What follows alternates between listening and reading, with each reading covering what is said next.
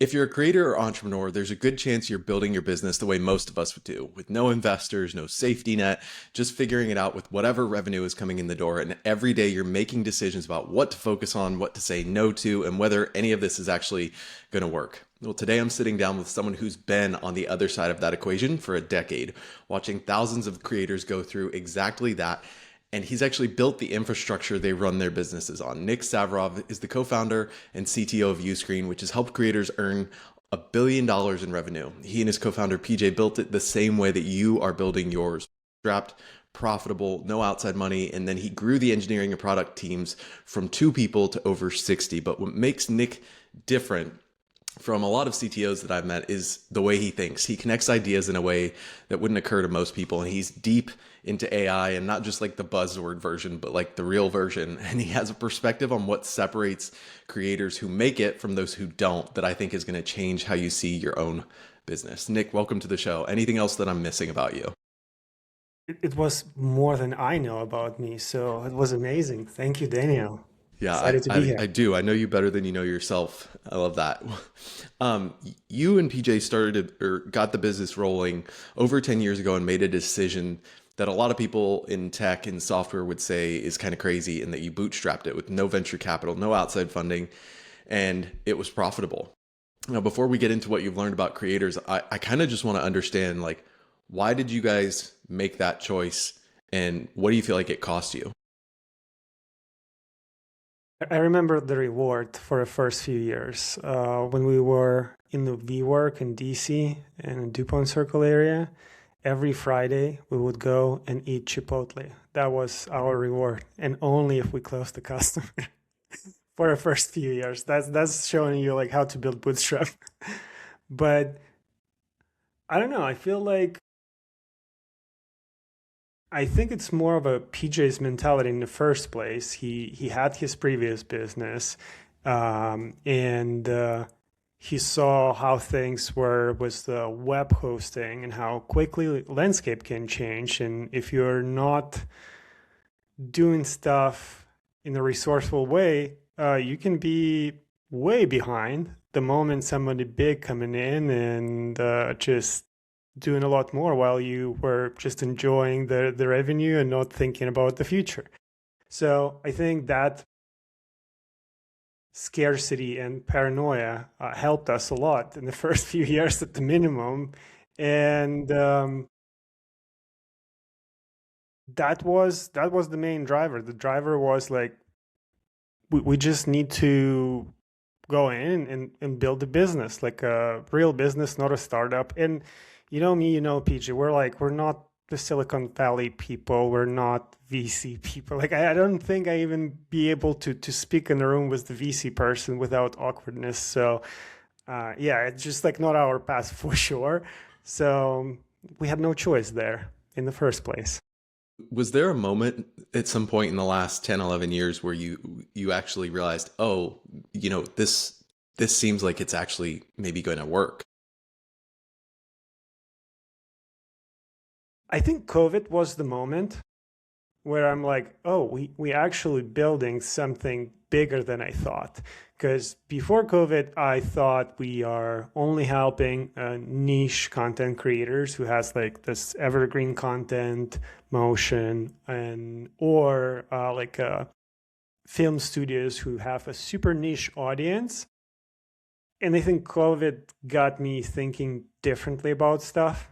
I think all of us. But I remember the first few weeks of COVID where everyone were freaking out, and we were freaking out as well because like you just don't know what will happen with economy, how good it will be for online or not, how good it will be for streaming services in particular. Like will people start to spend less because a lot of people were losing their job as well. And that was terrifying moment. But when we start to get signups from people who, because they had their free time in like half a year, started to build niche audiences, and they got to the point where the audience is niche and they need to monetize, and they don't want to build the courses because they feel it's like a little bit scammy-ish. And like that was the vibe for some courses. Not all courses are like that, but you still feel like whenever you have a single transaction, it's kind of like you just working so hard to get people in and buy, and then everyone just forget about their customers. And that's where like I realized that memberships actually have a lot more to go, and building up outside of just video content delivery, building a place for you to share knowledge, for your fans to come in and talk with you, talk within the group of like-minded people is the important thing. The Stripe Press has like a pretty fun book on community. It's called Get Together. And I feel like that's the concept of every successful creator on a Uscreen, like what they're end up building. They're building micro following cult that's end up in the community in the end, because they're getting from the creator and their faith and their personality to the feel of a community, which is like really exciting. And as practice show, those businesses are holding value for a long time. What do you think? What was for you? What was the hardest part of building a business that you feel like doesn't get talked about enough? I feel like you in a constant state of being frustrated with everything for a long time, because you see other people doing it better than you, and you feeling that, yeah, you're not capable enough, you're not good enough, because everything around you only push success in the front line. So you daily base, you see the story of success of X person, Y person, and you like, yeah, I'm bad in it. Like, why I'm doing it? So I think that Phil was actually one of the biggest motivators as well. Because like, well, I gotta figure it out, like how much time you need to put into to finally get something out of it. So, but in the same time, I remember Teachable, Encore from Teachable writing his blog post on Medium back then was like, we reached the first $1 million ARR. And we're like, oh, wow.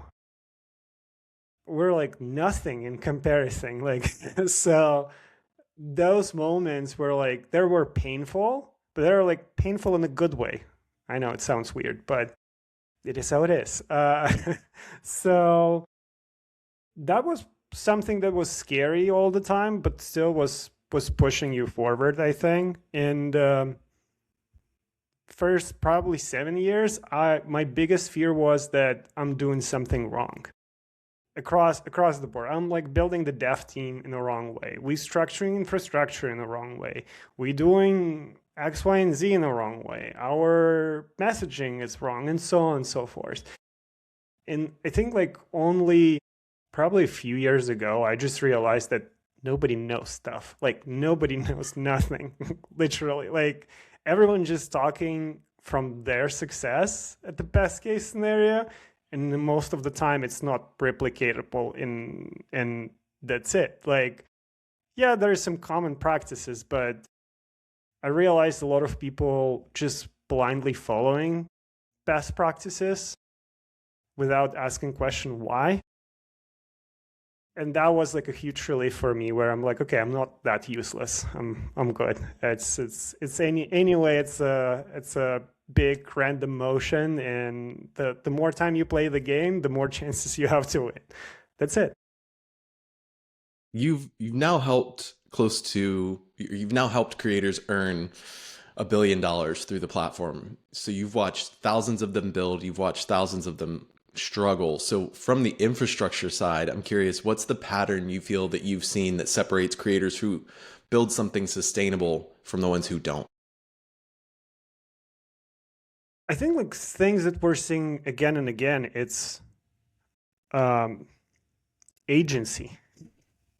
It's a pretty fun word considering all of the AI stuff coming in. But yeah, like if the person ready to move and do stuff and actually ship things early, they will have higher chance to succeed versus people who will try to perfect things.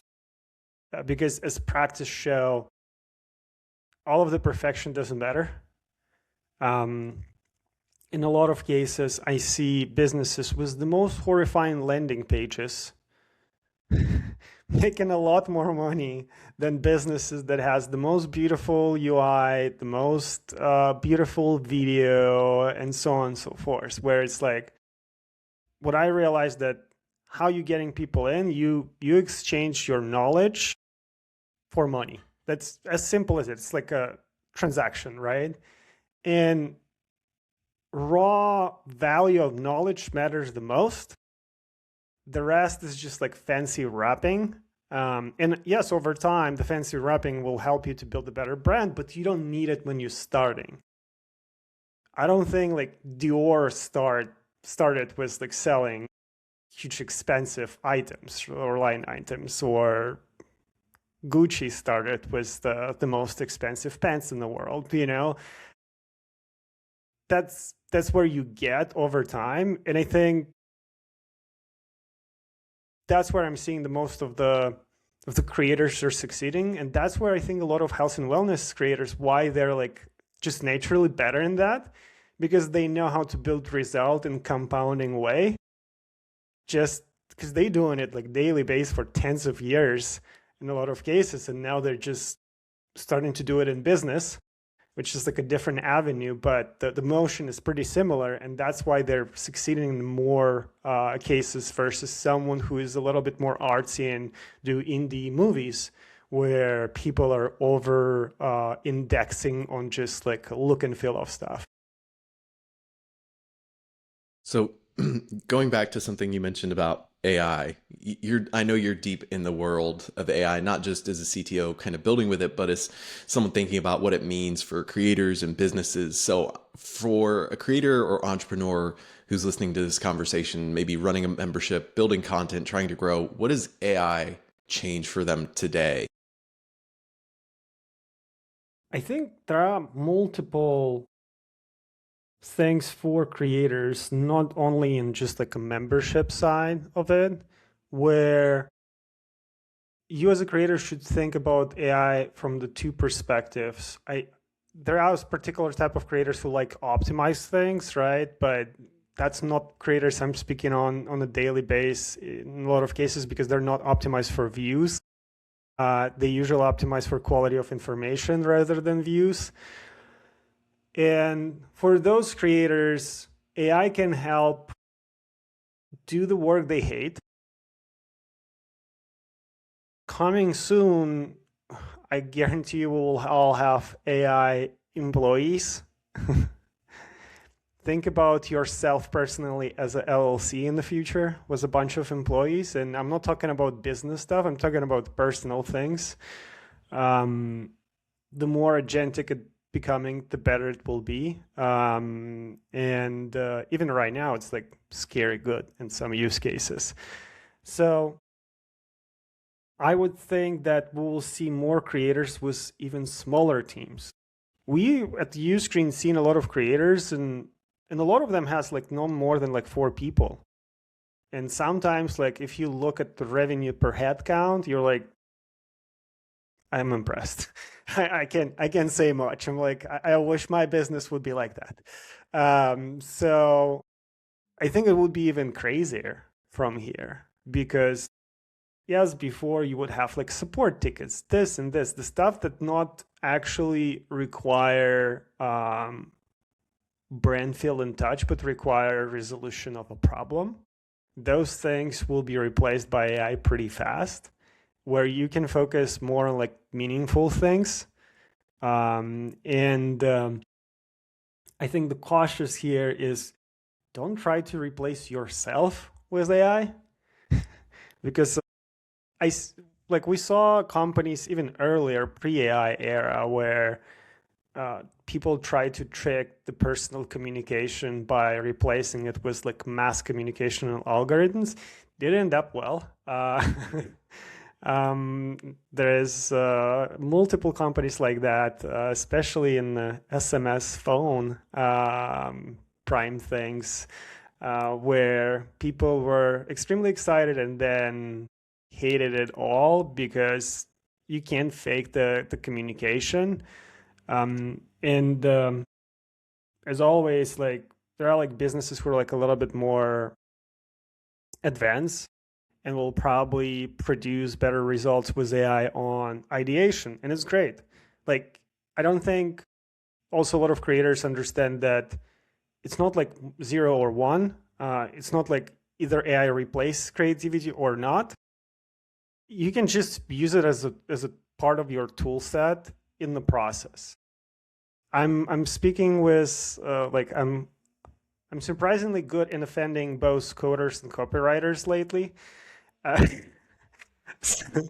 speaking with both of them, both profiles a lot, and it's kind of the same thing. Like I'm feeling super excited as the coder because I don't need to write code, which sounds insane, but in reality, I can sit and think through the logic, the business part, the thing that actually require intelligence and not do boring stuff.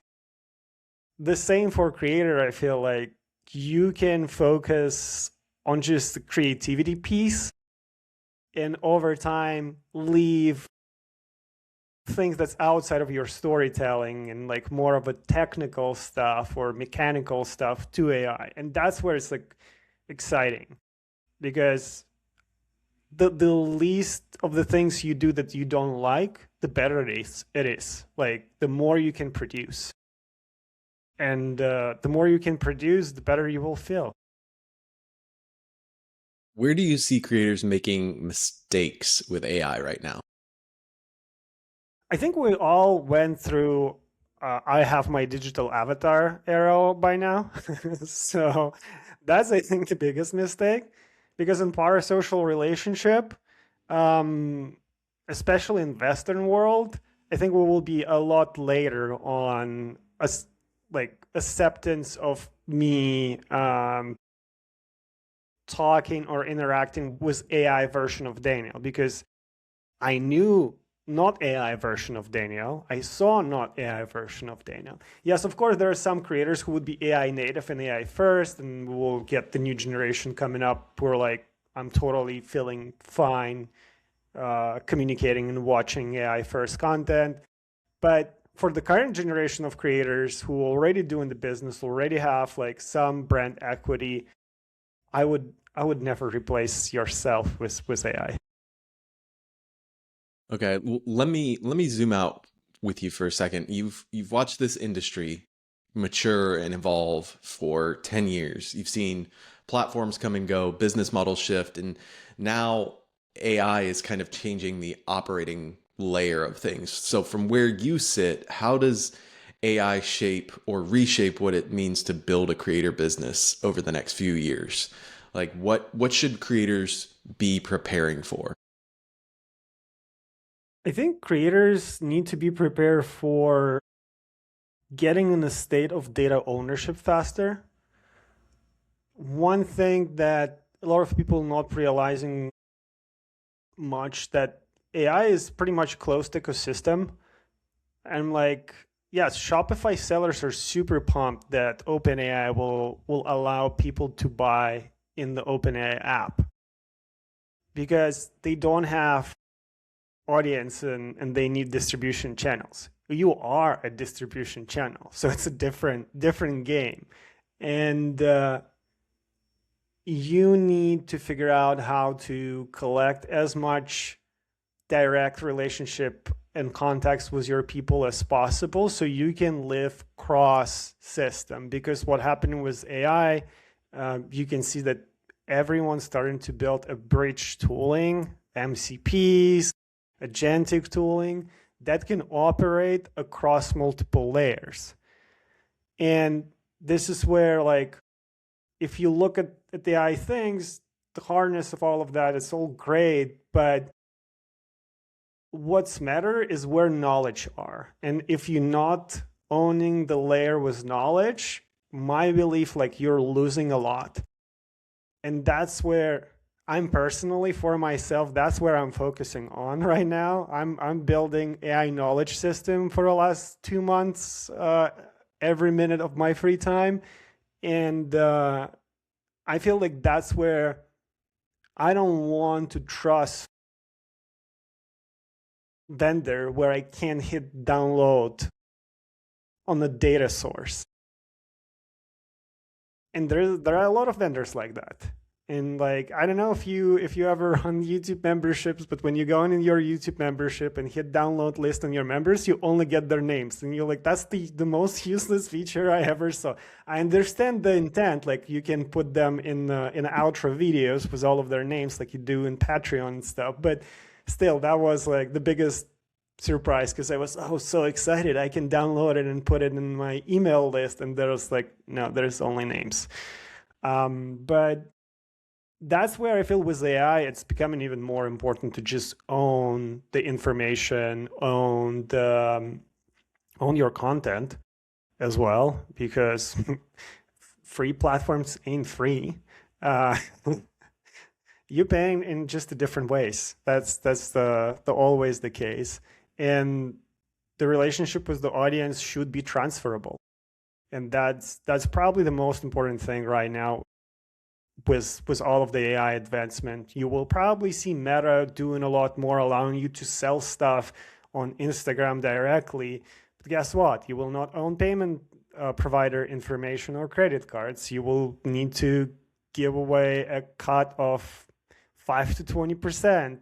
The moment Meta don't like you, you're done. So that all will push us even further into like big company ownerships of the data and the data layer, because intelligence layer will be sticky enough for them to keep dominating.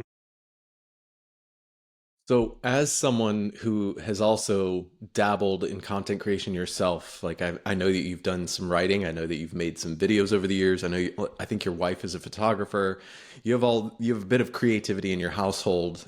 What would you, as a creator, build from scratch if you were starting today with AI available?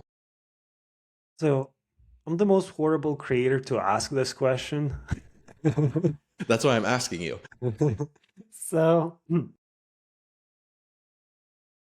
I feel like if I would want to focus on video, I would just follow one of the many million books that's written by smart people and just do niche stuff. I think what a lot of people, like, I don't know, in the last year or in a half year, there's like a constant trend of like SaaS is dead. And before that, you can track the small businesses SaaS to creator economy pretty well as well. What people not always realizing that now it's a lot cheaper to produce stuff for smaller audiences.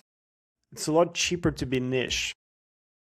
Before, like if you're building a SaaS for gardening or for a specific subset of gardening, you probably need the same amount of infrastructure and cost involved. But now, no, that's no longer the case. So I would suggest to pick a niche that you're getting excited about, because if I would have free time and I would start my creator journey to do the video, which no longer sure that this is my format, but assuming we're going there, I would definitely try to figure out the niche.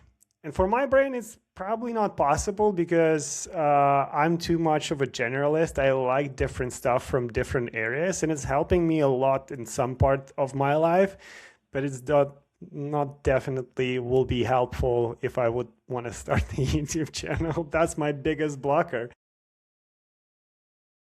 You've described yourself as a builder with an urgency pushed by anxiety, and you've said that like if someone feels like they're always behind in the world, you would be friends with them. And I think a lot of creators feel that way, especially now with AI making it feel like everything is just moving so fast.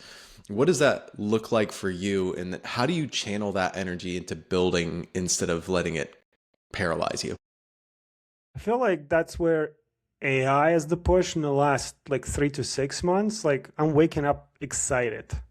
Like first of all, I finally got my Twitter/X feed to the point where it's useful, thanks to AI. But I'm just getting information about new inventions every day. That's like the most exciting world you can live in when stuff is moving fast. Because like if you look through history, um, if we will take America, for example, and you look at a typical household 15 years ago or 10 years ago, how many things like are more advanced technologically? Like not drastically. Now compare it with 60 years ago. Like you already kind of feel a shift. Compare it with 100 year, you're like, holy crap, that's a big difference. So like we're not advancing anymore that fast. So seeing the potential of what AI can bring, it's just like getting me more exciting. And like you're behind, but you're involved. And there's like a post in social media was like how many people are actually involved in AI, and it's just like slice, like thin slice there in the pie. You like you feel yourself right away better because you probably ahead of 90% of people by just following things. And if you're trying things on top, you probably ahead of like 99% of people in the world. That's where like I feel like everything is a bubble, right? AI is the bubble, yes, of course, but depends on how big the bubble can be. And the bubble can be pretty big. Look at the internet. Um, Pretty decent sized bubble. I like it. I'm without it, I will probably be a pretty unhappy person. So yeah, my feel is just get the excitement of like 7 to 12-year-old kid. It's you have a lot of time on ahead of you, and I think like my favorite part was AI is optimizing health. Yay. Biohacking. No, I'm not to that instead not that crazy. Um, but I feel like that's where the same thing happening. You type it in if you're after 30, you probably have some disease that's kicking you from left side or right side. Like it's never perfect. And if you are, envy you. Send me a DM on Twitter and tell me how you survive till 30 and you're healthy perfectly. So, but what's cool with AI, you can ask like, hey, like, what are the research phases of any medications out there that could help me to do better every day, to wake up faster? It's just like so fascinating. And those things just like makes me like automatically happy because I know the next morning I will wake up, we'll have a better model, the better way to communicate with the model. And yes, your software next morning will probably become less new, but it was happening before as well. Look at the industry of the SaaS and software in the last 10 years. The amount of jobs that were created in SaaS were like crazy. During COVID, you like when you need to hire people during COVID, it was the worst position ever. It was the worst time in the market to hire people because you can't compete with anyone, especially as the bootstrap company. Like you can't compete with Meta's offer to anyone. Like it's impossible. So like the same thing will happen with AI, of course, but everyone's scared that they will have like less jobs. And we will just create more. We will do more stuff. We will produce more stuff. And there's like no limits on the production of stuff. There is no limits on the good and dumb good ideas because most of the dumb ideas end up the most brilliant ideas in the world that right now are traded in the public stock markets. So that's where like whenever I'm waking up, I'm feeling this instead of like, oh, we're all doomed. Yeah, It's it's probably just a like it's just much your healthier personal place to be. choice. Yeah. What would you tell a creator who's 2 years in and wondering if any of this is going to work out for them? With the right amount of repetition, it will. I think that's it. Going back to one of my favorite creators, Daryl Ifs, his strategy in a lot of cases, and what he's saying and what Gary Vee's saying, like, it's probably the same thing all the time. You just gotta grind through it. You gotta lower your expenses. You gotta try to figure out how to survive and do it. If it's truly your passion and you're not there because you saw someone on YouTube who's famous and you just want to be famous, then you will make it. If you just want to be famous, it's kind of like set goal. It could work, but I don't think it's enough of a motivation. Like, at least I feel like there's a lot of people who want to be famous, but you need to be a person who would be the best at something. And it's hard to be a person who are the best in being famous. Like, I don't feel like that's, except if you're like Kardashian, probably.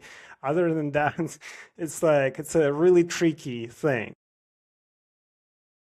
Well, Nick, thank you for doing this. Before we wrap, where should people to go to follow your writing and keep up with what you're working on? So they can go to my Twitter, x.com/Savrov, or savrov.com for my blog. I'm rarely writing blogs, but I'm doing it. And if you are a LinkedIn person, I'm actually now LinkedIn famous, so you can follow me there as well. Yeah, all of Nick's links will be in the show notes, including if you want to be influenced by his influencer status on LinkedIn. If this conversation changed how you think about your business, whether it's the way you're prioritizing, the way you're thinking about AI, or just knowing that the person who built the platform behind $1 billion in creator revenue also feels like he's behind sometimes, send it to a creator who you think needs to hear it. Thanks so much for watching, and we'll see you in the next one.